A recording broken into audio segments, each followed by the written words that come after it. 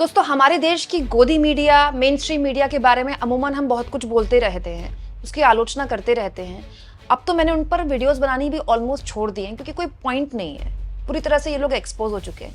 लेकिन आज मुझे लगा इस पर बात करनी ज़रूरी है दोस्तों, क्योंकि ये देश की बात है और देश के नाम पे तो हम सब एकजुट हो जाते हैं। बात ऐसी है दोस्तों कि इस गोदी मीडिया का मतलब क्या ही इलाज किया जाए।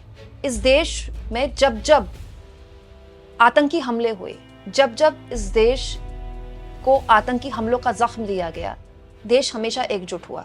लेकिन ये आज के दौर की मीडिया इतनी बेशर्म है, मतलब इतनी बेहया है कि इनको दो कौड़ी की शर्म नहीं है कि ये ऐसे मामले में भी या तो देश की सरकार को बचा रहे हैं या फिर सुप्रीम कोर्ट को उंगली उठा रहे हैं। क्या आप सोच सकते हैं दोस्तों, जम्मू कश्मीर के पहलगाम में आतंकी हमले के बाद जो कुछ भी हो रहा है, हम सब आप देख रहे हैं और हम पूरी उम्मीद करते हैं कि भारत सरकार सख्त से सख्त एक्शन ले और इस तरह के हमले बंद हों। आखिर कब तक? दशकों बीत गए हमारी इस तरह की खबरें देख देख, कब तक ये हम झेलते रहेंगे? कब तक हम अपने घर के अंदर, अपने देश के अंदर असुरक्षित महसूस करते रहेंगे?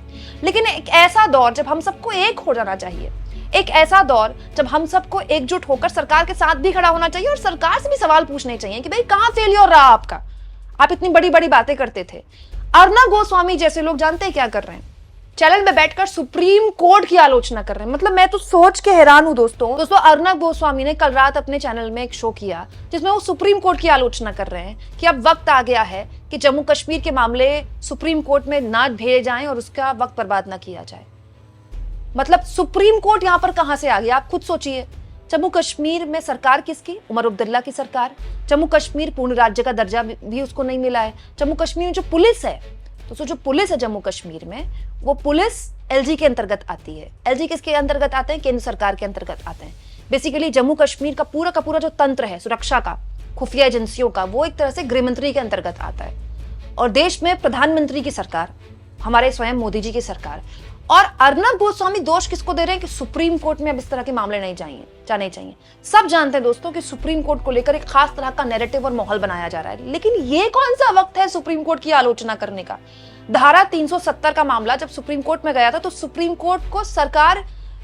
कोर्ट ने उसको सही माना था, सरकार के पक्ष में फैसला दिया था।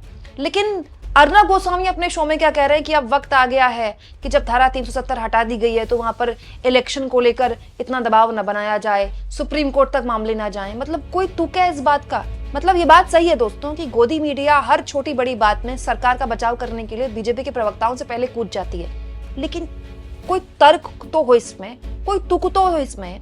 सुप्रीम कोर्ट का इस हमले से क्या लेना देना है? दोस्तों, ऐसे लोगों को कैसे मुंहतोड़ जवाब दिया है राजदीप सरदेसाई ने, मैं आगे आपको बताऊं दोस्तों। लेकिन एक और गोदी मीडिया के आगे बहुत बड़े सितारे अमीश देवगन, अंबानी के चैनल के एंकर अमीश देवगन ने देखिए क्या लिखा है।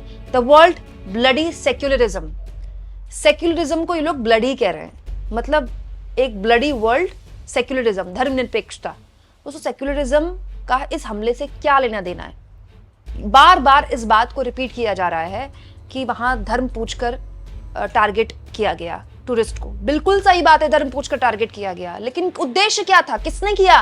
पाकिस्तानी आतंकवादियों ने किया। क्यों किया? ताकि वो चाहते हैं कि देश में ऐसा माहौल बने और ये लोग यही कर रहे हैं। आप सोचिए कितनी गलत बात है दोस्तों कि पाकिस्तान चाहता है कि देश में आतंकी वो हमला करे और उसके बाद देश का सांप्रदायिक सौहार्द खराब हो। और एग्जैक्टली वही किया जा रहा है गोदी मीडिया के एंकर्स द्वारा। इसमें धर्मनिरपेक्षता कहां से आ गई दोस्तों? और जहां तक धर्मनिरपेक्षता की बात है तो मरने वालों में एक मुसलमान भी है। तो आप उसके घर वालों के आगे ये बात बोल देंगे जिनके सीने उतने ही छलनी है जितने बाकी लोगों के छलनी है। दोस्तों, हद तो तब हो गई जब बीजेपी के छत्तीसगढ़ के ऑफिशियल एक्स हैंडल से ऐसा गिबली शेयर किया गया। मतलब देश रो रहा है, देश गुस्से में है और ये कार्टून खेल रहे हैं। वो भी कितना दोयम दर्जे का कार्टून शेयर किया है। देखिए क्या लिखते हैं, धर्म पूछा जाति नहीं। जितनी भत्सना की जाए ना इस कार्टून की उतनी कम है। ये मतलब गटर लेवल पॉलिटिक्स है, ये नाली के लेवल की पॉलिटिक्स जो इस वक्त बीजेपी खेल रही है। सत्ताधारी दल दोस्तों, मीडिया जिस तरह से कभी सुप्रीम कोर्ट या फिर धर्मनिरपेक्षता को इस मामले में निशाने पर ले रही है, उसकी आलोचना कर रही है, तो वरिष्ठ पत्रकार राजदीप सरदेसाई ने इसमें बहुत ही अच्छी बात बोली है। राजदीप सरदेसाई जो बोलते हैं दोस्तों, उसके एक एक शब्द को एक भारतीय के तौर पर हमको समझना चाहिए। वो कहते हैं, जब यूपीए के समय में आतंकी हमले होते थे तो कमजोर नेतृत्व के आरोपों के बीच राजनीतिक इस्तीफे की मांग तुरंत शुरू हो जाती थी।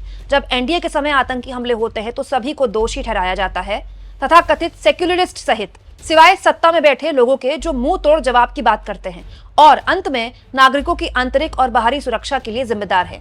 वास्तविकता की जांच सच्चाई ये है कि एक दुष्ट निष्क्रिय पाकिस्तानी सेना राज्य इस्लाम और दो राष्ट्र सिद्धांतों के नाम पर भारतीय नागरिकों और लड़ाकों के खिलाफ सीमा पार आतंकवाद को प्रायोजित करना जारी रखता है, बिना किसी ठोस प्रतिशोध के डर के। तब और अब पाकिस्तानी राज्य द्वारा प्रायोजित आतंकवादियों से निपटने के लिए कोई चांदी की गोली समाधान नहीं है, लेकिन भगवान के लिए उन्हें धार्मिक पहचान के नाम पर हमें और विभाजित करने की अनुमति ना दें।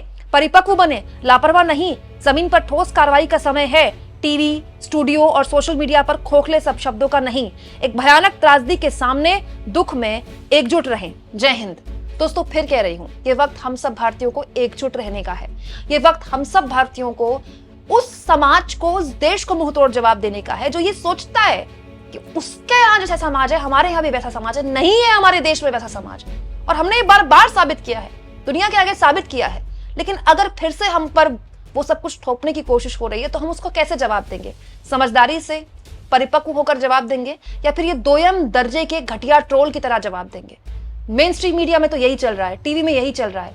लेकिन मैं आपसे गुजारिश करती हूँ, आप सभी धैर्य बनाए रखें, इस तरह की फालतू बातों में बिल्कुल ना आए और अपने आसपास के लोगों को भी समझाएं। फिर कह रही हूँ दोस्तों, इस हमले में मारे गए सभी लोगों के प्रति मेरे और मेरी टीम की संवेदनाएं हैं, और हम सब चाहते हैं कि सख्त से सख्त एक्शन हो, ऐसा एक्शन हो कि पाकिस्तान की 7 पुश्तें होश में आ जाएं। दोस्तों, हम सब मानते हैं कि दोषारोपण का ये वक्त नहीं है। हमको सोच समझकर ठंडे दिमाग से सोचना होगा कि हमको कश्मीर का क्या करना है। भाई, कश्मीर को लेकर इस सरकार की एक स्ट्रैटेजी रही कि हम धारा 370 हटा देंगे, हम वहां पर पूर्ण राज्य का दर्जा ले लेंगे, और जो वहां का लोकल एडमिनिस्ट्रेशन है, जो पुलिस प्रशासन है, वो हम अपने एलजी के अंतर्गत ले लेंगे।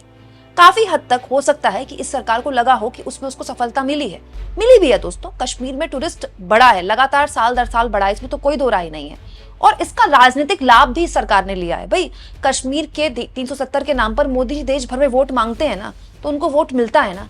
लेकिन आपको उसकी नाकामी भी अपने कंधों पर उठानी होगी और बैठकर सोचना होगा कि कहाँ कमी रही, क्या कहीं रणनीतियों में कमी है, कहाँ कमी, उस कमी को पहचानिए, उसको सुधार कीजिए। लेकिन दोस्तों, ऐसे हालात में न्यूज चैनल्स के एंकर्स का एग्रेसिव होना, सुप्रीम कोर्ट पर दोषारोपण करना, किसी को कहना कि धर्मनिरपेक्षता ब्लडी है, ये तो मतलब इसका न तो तर्कों से कोई लेना देना नहीं है, ना ही इस समस्या का हल होगा।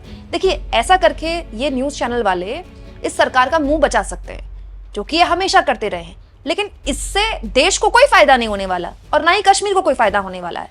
तो हमारा उद्देश्य क्या है, हमारी प्राथमिकता क्या है कि हम इस हमले के परतों को जाएं और समझें कि कहां कमी रह गई, ताकि दोबारा ना हो।